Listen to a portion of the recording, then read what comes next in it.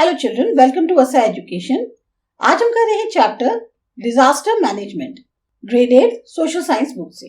आपने ये जो वर्ड है डिजास्टर, इसे कई बार सुना होगा। जब भी हम इस वर्ड को सुनते हैं, डिजास्टर मीन्स तबाही, एक ऐसी चीज जो हमारे सामने फौरन एक ऐसी इमेज खड़ी कर देती है आंखों के सामने जहां सब कुछ बर्बाद सा दिखता है, जहां पर जिंदगी का नुकसान होता है, तकलीफें होती हैं और ये सब हमारी आंखों के आगे घूमने लगती है, वो मंजर घूमने लगता है जब भी हम डिजास्टर की बात करते हैं। अब ये जो डिजास्टर आप इसे आपदा भी कह सकते हैं, नेचुरल भी हो सकती है और मैन मेड भी। हर धीमे हो या तेज मूवमेंट हो, जो मूवमेंट्स होते हैं अर्थ क्रस्ट के अंदर, उससे लाइफ और प्रॉपर्टी दोनों का नुकसान होता है। अब इसी ओरिजिन और रीजंस के आधार पर हम डिजास्टर को डिवाइड करते हैं दो तरह से। एक होता है नेचुरल और दूसरा होता है मैन मेड। नेचुरल डिजास्टर में एक होता है कि जिसका फोरकास्ट किया जा सकता है, पहले से चेतावनी दी जा सकती है, जैसे flood, storm, tsunami, locust plague, epidemics, इन सब के बारे में बताया जा सकता है कि हाँ भाई सावधान रहिए, ऐसा हो सकता है। लेकिन कुछ ऐसे नेचुरल डिजास्टर्स होते हैं जिनमें फोरकास्ट पॉसिबल नहीं होता, जैसे अर्थक्वेक है, वोल्केनिक इरप्शन है, या जंगल में जो आग लगती है, फॉरेस्ट फायर। वो दूसरा होता है मैन मेड।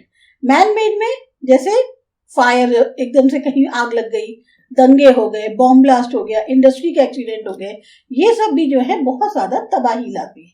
तो इस तरह के डिजास्टर्स को समझने के लिए हमें सबसे पहले जानना होगा कि कॉज और टाइप्स क्या है डिजास्टर के, ताकि हम उनसे ज्यादा बेहतर तरीके से डील कर पाए। सबसे पहले देखते हैं नेचुरल डिजास्टर। वो डिजास्टर जिनका कारण नेचुरल फोर्सेस या सर्कमस्टेंसेस, हालात जिन्हें कहते हैं, वो होते हैं, उन्हें कहा जाता है नेचुरल डिजास्टर। ये जो डिजास्टर होते हैं इसमें बहुत ज्यादा जानो माल का नुकसान होता है, काफी बड़े एरिया में। कुछ डिजास्टर्स हैं जैसे अर्थक्वेक है, वोल्केनिक इरप्शन यानी ज्वालामुखी का फटना है, भूकंप हो गया, जंगल में आग लग गई या जमीन खिसक गई, इन सब के बारे में प्रिडिक्ट नहीं किया जा सकता, पर बहुत ज्यादा ये नुकसान पहुंचाती है। आप प्रिकॉशनरी मेजर्स यानी कि अपने आप को थोड़ा सा केयरफुल कर सकते हैं, अपने आप को सेफ कर सकते हैं। उससे क्या होगा, जो जान का नुकसान होता है वो थोड़ा सा कम हो जाएगा। लेकिन ये उसी केस में किया जा सकता है जब हमें पहले से पता हो कि ऐसा कुछ होने वाला है, जैसे बाढ़ है, हरिकेन्स है, सुनामी है, लॉकस्ट प्लेग है, एपिडेमिक्स है। इनके केस में एटलीस्ट हमें ये पता है कि हाँ ये कब घटने की इनके चांसेस हैं, तो इंसान जो है थोड़ा सा अपने आप को बचाने की कोशिश करता है। पर जो अचानक से आते हैं उसमें जो है आप कुछ भी अपने आप को सेफ नहीं कर पाते। दूसरा है फॉरेस्ट फायर। जो जंगलों में आग लग जाती है या ग्रासलैंड्स में आग लग जाती है, उन्हें कहते हैं फॉरेस्ट फायर। जब एक बार आग जलनी शुरू होती है तो वो हवा की डायरेक्शन में मूव करने लगती है। रास्ते में जो उसके सूखी पत्तियां होती हैं या जो जंगल में गिरी हुई पत्तियां होती हैं, वो जो है उनके कारण उनमें आग जल्दी पकड़ती है और बहुत बड़े एरिया में फैल जाती है। कई बार हम ह्यूमंस भी जो हैं, हमारी जो एक्टिविटीज हैं वो जिम्मेदार होती है फॉरेस्ट फायर के लिए।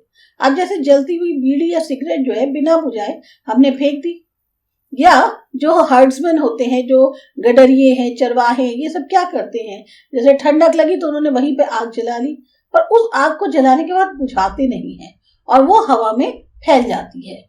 तो इस तरह के जो एक्सीडेंट्स हैं, कई बार और भी चीजें होती है, जैसे इलेक्ट्रिसिटी या गैस लाइन जो पास हो रही है फॉरेस्ट के थ्रू, वो आग पकड़ जाए। टूरिस्ट का क्या कहते हैं केयरलेस होना फॉरेस्ट एरियाज में, ये सब कारण बनते हैं फॉरेस्ट फायर के।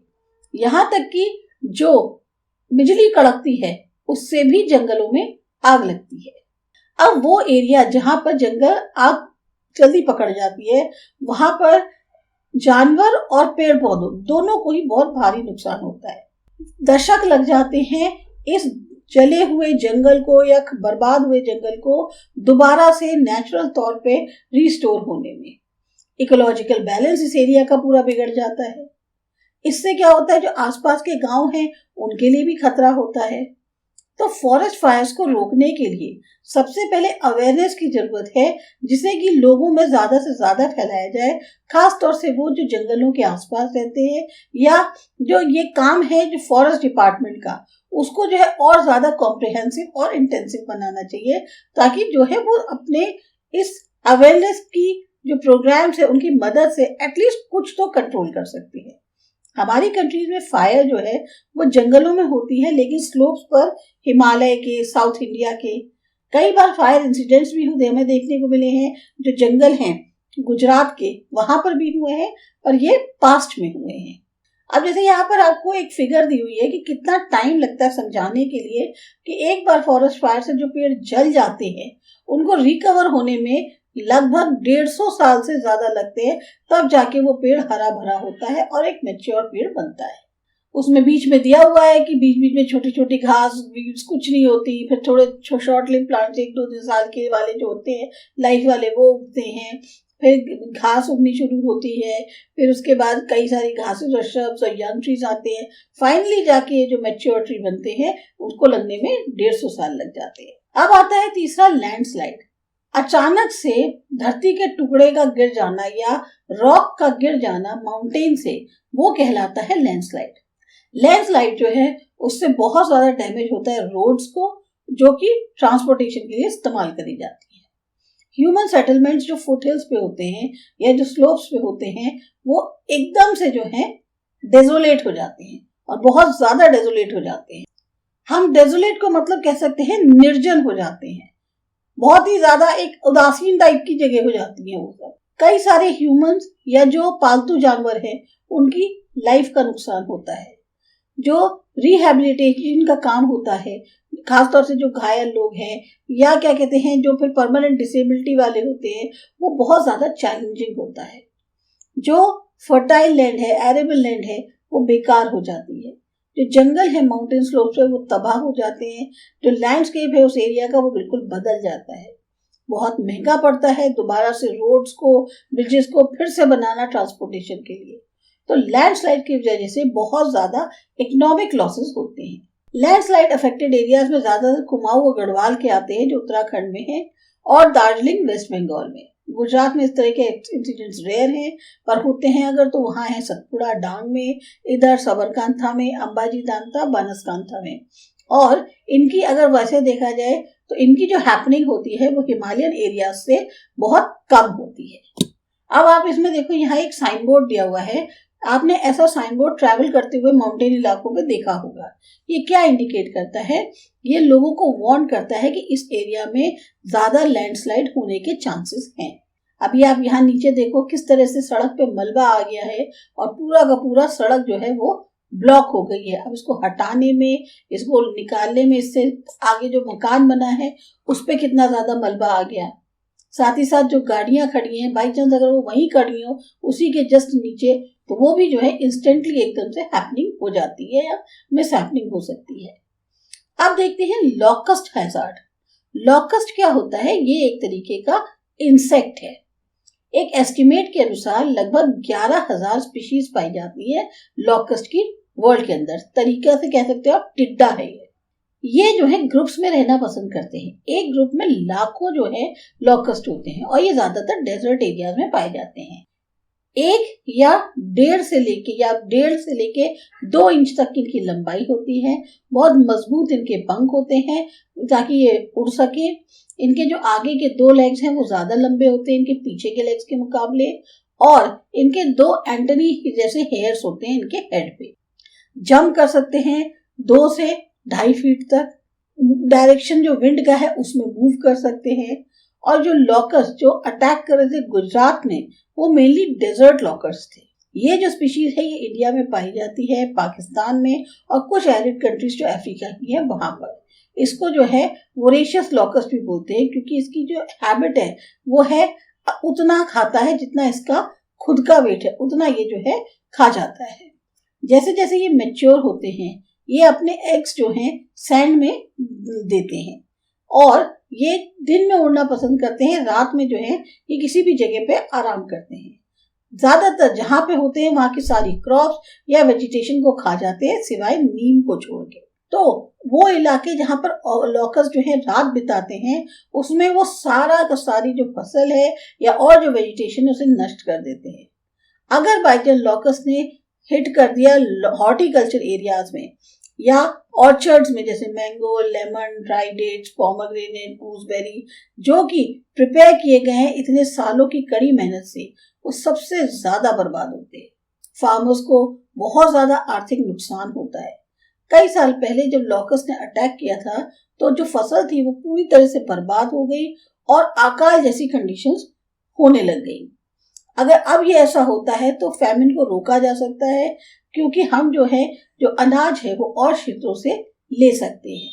अब लॉकस्ट को भगाने के लिए लोग ड्रम बजाते हैं, तेज तेज आवाजें करते हैं ताकि वो फील्ड में एंटर ना करें, पर इतने सब एफर्ट्स काफी नहीं है। आजकल खास मेजर्स उठाए जा रहे हैं गवर्नमेंट के द्वारा ताकि वार्न किया जा सके कि कौन सा ट्रैवल का डायरेक्शन है इस वक्त लॉकस्ट का और कौन सा एरिया इफेक्ट होने के चांसेस हैं। इन इलाकों में जहां लॉकस्ट अटैक की पॉसिबिलिटी होती है, डैमेज को कम किया जा सकता है अगर हम लॉकस्ट कंट्रोल पेस्टिसाइड उसे स्प्रे कर दें, जैसा कि इंस्ट्रक्शंस दिए जाते हैं डिपार्टमेंट ऑफ एग्रीकल्चर के द्वारा। गुजरात और राजस्थान ये मेजर लॉकस्ट अफेक्टेड स्टेट्स हैं इंडिया के अंदर। इसके जो इंसिडेंट्स होते हैं लॉकस्ट अटैक्स के, ये आपको कच्छ, पाटन, बनासकांठा, सुरेंद्रनगर, मेहसाना डिस्ट्रिक्ट जो गुजरात के हैं इसमें बहुत ज्यादा देखने को मिले होंगे भी पिछले कुछ सालों में। अब आते हैं पेंडेमिक पे।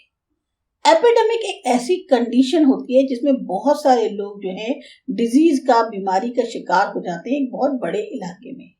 जो संख्या होती है लोगों की जो कि इन्फेक्टेड होते हैं इस वायरस से, वो बहुत तेजी से बढ़ती है, बजाय जो नॉर्मल कॉमन डिजीज होती है उसमें जितनी संख्या बढ़ती है इसमें उससे बहुत तेजी से ज्यादा बढ़ती है।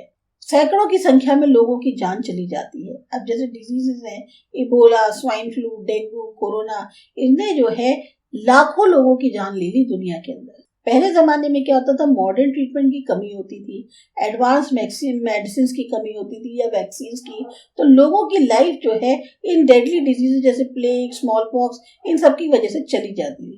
पर आज लोगों को बचाया जा सकता है प्रॉपर ट्रीटमेंट से।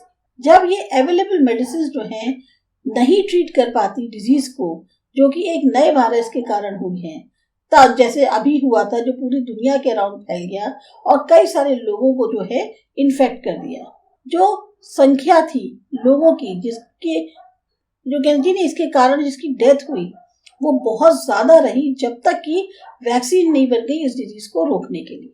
तो ये जो अभी कोरोना वायरस आया था ये अनकंट्रोलेबल मैनर में फैल रहा था और लोगों को अपना शिकार बना रहा था। इस तरह के अननोन वायरल डिजीज ये लगातार मानवता को डराते रहते हैं और ये एक ऐसी सच्चाई है, कठोर सच्चाई कहते हैं, जिसे हमें अपनाना ही पड़ेगा या मानना ही पड़ेगा। अब कुछ कदम हैं जैसे लॉकडाउन, क्वारंटीन करना इन्फेक्टेड लोगों को, ये सब स्ट्रिक्टली तौर पे लागू किए जाते हैं ताकि इस तरह की जो बीमारी है या डिजीज है वो और ना फैले। जब बाई चांस इसका एकदम से स्प्रेड हो गया है, कोई आपके पास मेडिसिन, वैक्सीन, कुछ भी क्योर अवेलेबल नहीं है, तो ऐसे में क्या होगा, लोगों को बोला जाएगा भाई आप घरों में रहिए और इन्फेक्टेड लोगों को बोला जाएगा आपको उन लोग बाकी जो बचे हुए लोग हैं उनसे दूर रहिए। तो इन सब चीजों को बहुत उस टाइम पे स्ट्रिक्टली लागू किया जाता है। इसका एक नेगेटिव इम्पैक्ट भी होता है इकोनॉमिक प्रोग्रेस पे, साथ साथ एजुकेशनल परफॉर्मेंस पे भी कंट्री की। सालों लग जाते हैं इसके असर से दोबारा रिकवर करने में। जो इफेक्ट था कोरोना आउटब्रेक का 1920 में, या जो 2019 और 20 की बात करें तो इसका अनुभव पूरे के पूरे दुनिया ने किया। शायद हम लोगों की लाइफ में पहली बार ऐसा हुआ होगा कि हम लोगों ने एक ऐसी बीमारी को देखा जिसने पूरी दुनिया पे असर डाला। जब तक वैक्सीन डिस्कवर हुई तब तक जो मेजर्स थे, strict measures, lockdown, travel ban, quarantine बाहर वाले लोगों का, वो सब करने बहुत जरूरी थे ताकि एपिडेमिक और ज्यादा ना फैल सके। इंडिया में तो खास तौर से जहां इतनी बड़ी पॉपुलेशन है, अगर इतना स्ट्रिक्ट कंट्रोल नहीं किया गया होता तो पता नहीं कितने लोगों का इसमें जान जा सकती थी। लोगों की जो डेली लाइफ है वो डिस्टर्ब हो जाती है जब एजुकेशन, ट्रेड, प्रोडक्शन सब बिल्कुल एक तरह से थम जाते हैं। एक अजीब कंफ्यूजन का क्योस का माहौल हो जाता है। लाखों लोगों की जो परेशानियां हैं, जो अपनी अर्निंग डेली बेसिस पे कमाते हैं, उनकी तो मुसीबतें और बढ़ जाती हैं। अब कहने को उनको रिस्ट्रेन करने वाले जो ऑर्डर्स होते हैं वो सिस्टम द्वारा लगाए जाते हैं, तब भी लोग वो इस डिजीज का शिकार हो जाते हैं क्योंकि उनके पास उतनी अवेयरनेस नहीं होती, अवेयरनेस की कमी होती है। हॉस्पिटल्स ओवरलोडेड हैं, जो इवन वेल्दी नेशंस थे वर्ल्ड के, वो तक जो है इस टाइम पे हेल्पलेस हो गए थे। लाखों लोग जो है इन्फेक्टेड हुए, हजारों की संख्या में डाई कर गए। सेंचुरीज पहले लाखों लोग जो है वर्ल्ड वाइड मरे थे, कॉलरा, प्लेग, मलेरिया, इन सब के कारण, क्योंकि उनकी वैक्सीन तब तक डिस्कवर नहीं हुई थी। एक स्टेज पर कहा जाए तो ऐसी एपिडेमिक्स जो है वो वर्ल्ड पॉपुलेशन में कमी लाती है। अब एपिडेमिक्स के केस में लोगों को जो है अवेयर होना चाहिए, कौन से स्टेप्स लेने चाहिए, प्रिकॉशंस लेने चाहिए, और ये जो है सिर्फ और सिर्फ कम्युनिकेशन के माध्यम से हो सकते हैं। सेपरेट वार्ड, हॉस्पिटल्स अरेंज करे जाएं इन्फेक्टेड लोगों के लिए, ताकि जो है इस डिजीज के स्प्रेड को रोका जा सके। WHO यानी वर्ल्ड हेल्थ ऑर्गेनाइजेशन ने कई स्पेशल गाइडेंस जो है इस केसेस में लागू करी है या वो प्रोवाइड करती है, और इनको जो है उसी के अकॉर्डिंग इम्प्लीमेंट करना चाहिए। जो बाहर से लोग आ रहे हैं उनको अलाउ करना चाहिए, जब उनका प्रॉपर मेडिकल एग्जामिनेशन या वो क्वारंटीन कर दिए गए हों अगर जरूरी है, उसके बाद भी उनकी एंट्रेंस अलाउ करनी चाहिए। जैसे जैसे ह्यूमन बींग्स की तरक्की हो रही है, नए वायरल डिजीज भी आ रहे हैं, और जब तक कि उनकी वैक्सीन नहीं मिल जाती, पूरा का पूरा जो वर्ल्ड है, दुनिया है पूरी, वो जो है उसके खिलाफ बिल्कुल हेल्पलेस रहती है। अब देखते हैं नो दिस, कोविड-19 का नाम कैसे पड़ा। कोविड-19 जो है नाम दिया गया था वर्ल्ड हेल्थ ऑर्गेनाइजेशन के द्वारा फरवरी 11, 2020 को, उस डिजीज के लिए जो कि कॉज उसका था नोवल कोरोना वायरस SARS-CoV-2। ये वुहान से स्टार्ट हुआ चाइना में लेट 2019 AD में, और उसके बाद से पूरी दुनिया में फैलता चला गया। कोविड-19 एक और एक्रोनिम कह सकते हैं कोरोना वायरस डिजीज ऑफ 2019 का। फिर आता है इंडस्ट्रियल एक्सीडेंट। अब हमें चीज़ों की ज़रूरत पड़ती है अपनी ज़रूरतों को पूरा करने के लिए। कई इंडस्ट्रीज भी जो है इसलिए बनाई जाती हैं, एस्टैब्लिश करी जाती हैं ताकि प्रोडक्शन हो सके। एक्सीडेंट्स जो है वहाँ होते हैं जहाँ पर ट्रांसफर और स्टोरेज होता है रॉ मटेरियल्स का इन इंडस्ट्रीज में, या उस टाइम पे जब इंडस्ट्रियल प्रोसेस चल रहा होता है, या फिर जो स्टोरेज और ट्रांसफर हो रहा होता है फिनिश्ड गुड्स का। प्रिकॉशंस और रूल्स बनाए गए हैं ताकि एक्सीडेंट्स को रोका जा सके इंडस्ट्रियल यूनिट्स में, लेकिन तब भी एक्सीडेंट्स जो है वो हो जाते हैं ह्यूमन एरर के कारण, या मैकेनिकल मैलफंक्शन के कारण, या फिर लैक ऑफ मेंटेनेंस जो मशीन्स की है उसके कारण। अब क्योंकि इंडस्ट्रियल एक्सीडेंट्स जो हैं, जैसे गैस लीकेज हो गया पेस्टिसाइड फैक्ट्री में, एक्सप्लोजन हो गया फायर वर्क फैक्ट्रीज में, फायर जो है फैक्ट्रीज में लग गई जहाँ पर फ्लेमेबल मटेरियल्स होते हैं, जैसे प्लास्टिक एक्सप्लोजन, या फायर लग गई रिफाइनरीज में, फायर एक्सप्लोजन जब प्रोसेसिंग हो रही है केमिकल फैक्ट्रीज की, एक्सीडेंट्स न्यूक्लियर इंडस्ट्रीज में, उसमें क्या होता है कई सारे वर्किंग या जो आसपास के लोग हैं वो मारे जाते हैं। लोग जो हैं कई इसमें ऐसे होते हैं जो परमानेंटली डिसेबल्ड हो जाते हैं। जो जहरीली गैस होती है, टॉक्सिक गैस पॉइजनिंग जो होती है, उसके सीरियस हेल्थ इश्यूज होते हैं बहुत सारे लोगों पर। इसके अलावा जो एटमॉस्फेयर है, वाटर बॉडीज हैं, सब की सब जो है वो पॉल्यूटेड हो जाती हैं। अगर क्या कहते हैं बाई चांस गैस लीक कर रही है एक इंडस्ट्रियल एक्सीडेंट में, ऐसे में हमें विंड के ऑपोजिट डायरेक्शन में भागना चाहिए। उससे क्या होगा, उसका असर कम होगा। अगर फायर है तो सेफ प्लेस पे चले जाएं। रिलीफ और रेस्क्यू ऑपरेशंस में क्या कहते हैं हेल्प करें बिना क्राउड करे हुए कि हमें क्या क्या हो गया, ऐसे करते हुए उत्सुकता बढ़ाते हुए आ जाए, उसकी जगह वहां पर रेस्क्यू ऑपरेशंस में या रिलीफ ऑपरेशंस में हेल्प करें। कभी भी बिना स्पेशल रेस्क्यू ट्रेनिंग या स्पेशल अटायर या इक्विपमेंट के ज्वाइन मत करें। हेल्प करनी है तो क्लियर करें वे पुलिस के लिए, फायर फाइटर्स के लिए या एम्बुलेंसेस के लिए। चाहे डिजास्टर नेचुरल हो या मैन मेड, उसके बहुत ज़्यादा इफेक्ट्स जो हैं वो ह्यूमन पे या ह्यूमन लाइफ पे पड़ते हैं। गवर्नमेंट जो है उसको करोड़ों का जो कॉस्ट है वो बेयर करनी पड़ती है इन डैमेजेस को रिपेयर करने के लिए।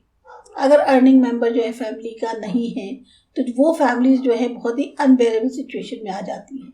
लोगों को दोबारा से बसाना जो परमानेंट डिसेबिलिटीज के साथ हैं, मेंटल डिप्रेशन से, वो बहुत चैलेंजिंग होता है। गवर्नमेंट ने इसमें कदम उठाए हैं ताकि रिलीफ और असिस्टेंस लोगों को पहुंचाई जा सके। ये था आपका चैप्टर। आपको अच्छा लगा, समझ में आया, सब्सक्राइब करो चैनल आसा एजुकेशन। बाय।